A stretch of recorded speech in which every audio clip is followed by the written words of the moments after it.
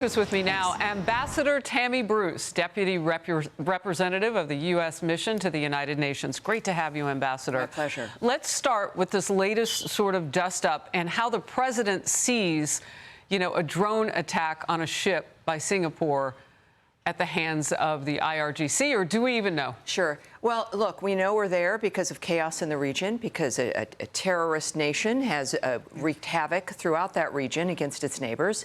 And this is why you need negotiations, of which we are still ongoing. The nature of what President Trump understands of how to get the world back into a framework where there's safety for people all around the world, certainly first for Americans. But this should not be surprising. There are rogue elements. There are individual elements. There are people, frankly, who rely on the chaos that has beset that region.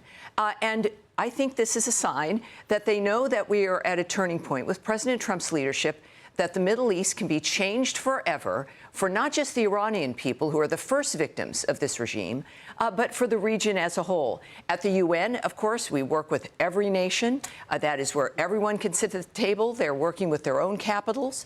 And that includes, of course, the Gulf countries that have the most vested interest in this resolving. Mm-hmm. So we know that there's going to be bumps and issues. We know there is people reliant on and desire chaos. But as you heard Secretary Rubio, let's look at the nature of what's transpiring. President Trump does what he knows will succeed.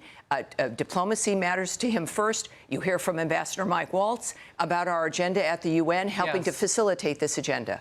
All right, I want to get to this. The White House is asking Congress for nearly $88 billion to replenish our military after the Iran war. More than $67 billion would go to the Pentagon. $21 billion would help restock munitions, including missiles and air defense interceptors. Democrats quickly rejected it.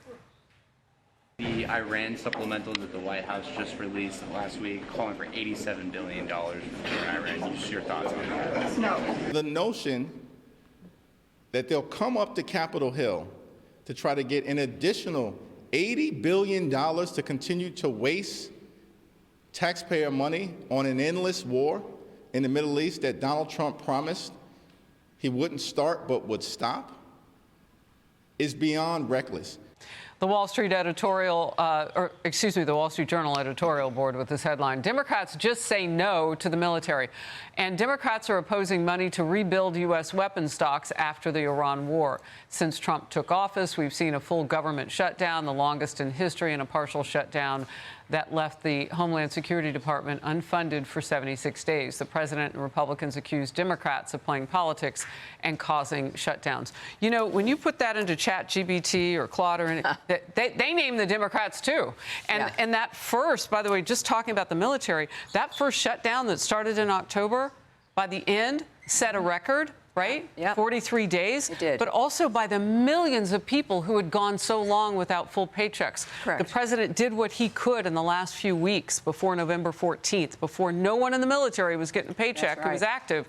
He was piecing it together to make sure they still had paychecks. That's right. That was the previous shutdown, the partial that targeted our security services, like our military, 76 days. Yes, and that's the problem with the Democrats, is that they want to stop things. They have no new ideas. They don't like what President Trump is doing because it improves the quality of people's lives, which affects elections. And that's what's on their mind, is their next job, not the next job of the average American, not what's in the average American's pocket, but what's in their pocket, if I may say. So their only activity really is to stop, to delay, to do nothing. We saw that with the last administration, which is why President Trump had a world on fire that he inherited when we brought him back with a mandate, which was to have America be first, focus on this country.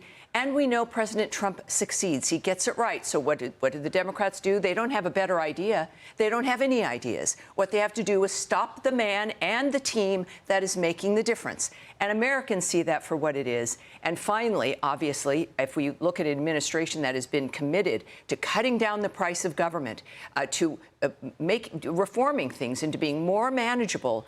And so when we do ask for a budget and for money to be spent, there is a good reason for it. It will be used properly, and it's within the framework of what the president wants to achieve, which is what the American people expected when they elected him, and he's delivering. I'm sorry the Democrats are unable to cope, But the fact is, they're going to have to deal with this, as are the Republicans on the Hill, because President Trump gets things done. He's transparent. We know he delivers, and he'll deliver this time as well. Ambassador Bruce, great to have you, as always. Thank you. My Thanks pleasure. for stopping by while you're in New York. Yeah, I appreciate it. Sure. Be sure to like and subscribe for all the Fox News latest on YouTube and catch full shows streaming now on Fox One.